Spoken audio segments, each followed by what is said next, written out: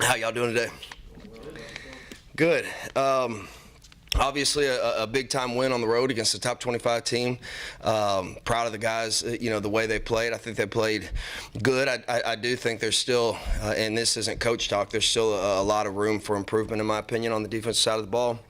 But the biggest thing I was most proud of is I thought this was, from an intensity and a focus standpoint, I thought this was our most complete game. I don't think there was ever a let up on the defensive side of the ball, throughout the night, and that's maybe the first time, one of the few times I've really felt that way walking off the field after a game this year. So proud of them from that standpoint, and proud of the work that they continue to put in to continue to get better. We just had a great practice, just came off the practice field, and a lot of intensity on both sides of the ball. So looking forward to Saturday versus a very quality opponent in Kentucky, and after that I'll open it up. Like right before halftime, up there on the scores, coming out of the break, it seemed like the guys responded a lot well. Game never finished. Is that what you saw from that? Yeah, we went into halftime, and I literally, on the grease board wrote down exactly what happened, and every single thing that happened had to do with us, not them. Had some bonehead penalties.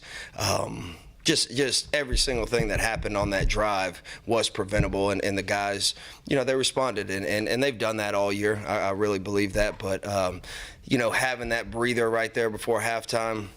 Obviously, we never want to let a team score in the middle eight, but I do feel like they responded, and you could see it in their eyes in halftime, especially when you explain to them why it happened. I think it clears it up in their mind. Coach Rink earlier today was talking about how you kept a lot of the calls and the terminology that they had in place last year, and that's really accelerated the improvement on the defense. Can you kind of expand on what some of that's looked like?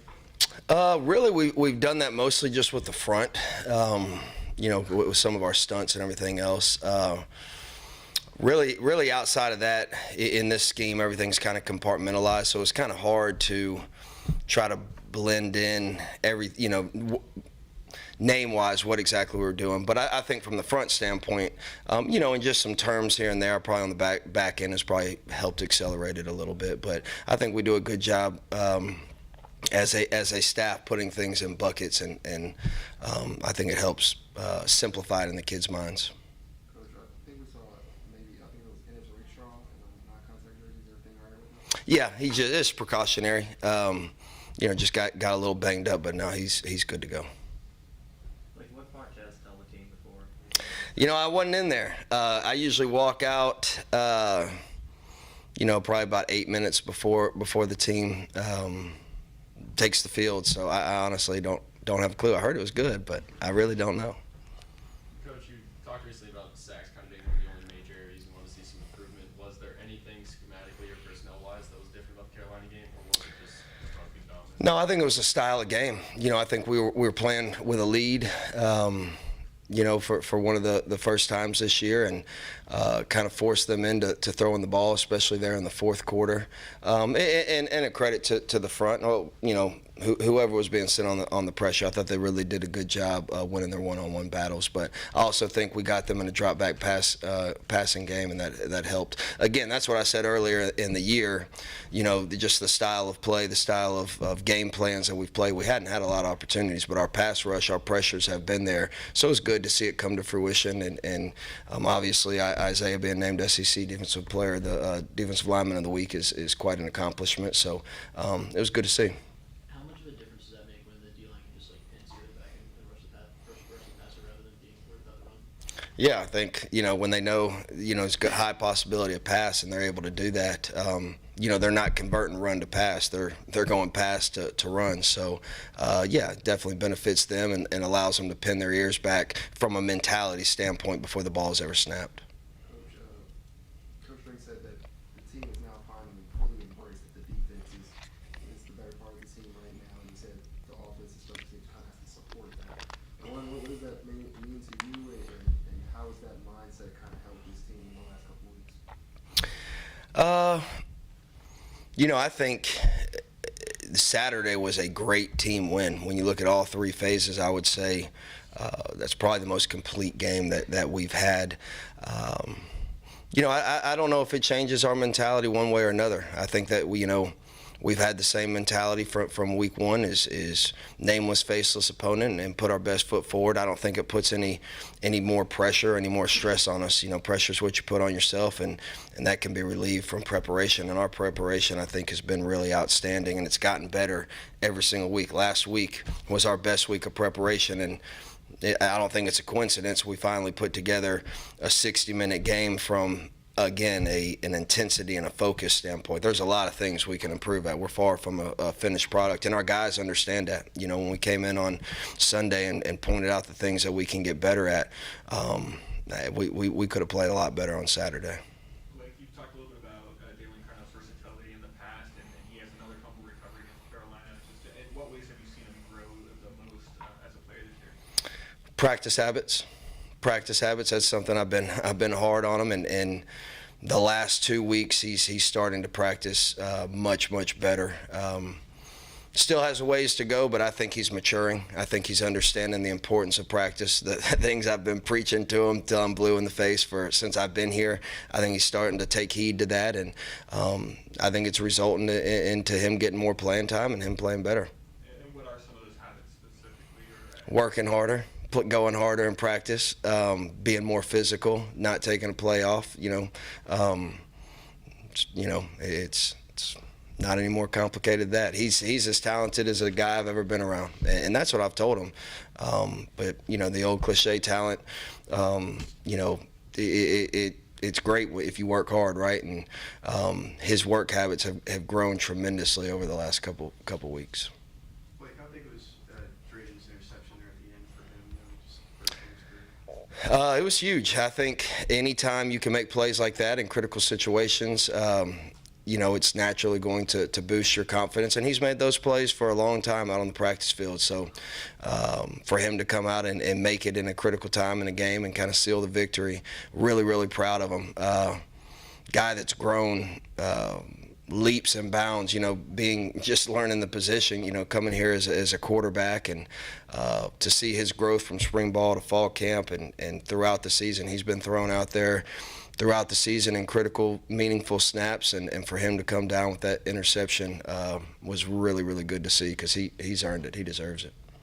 Coach Schrader was talked earlier a little bit about DJ Coleman adjusting to a new level of competition coming out of Jackson State. Can you give us an idea what that process looks like with someone like DJ who maybe already had physical attributes but just had to step up to another level?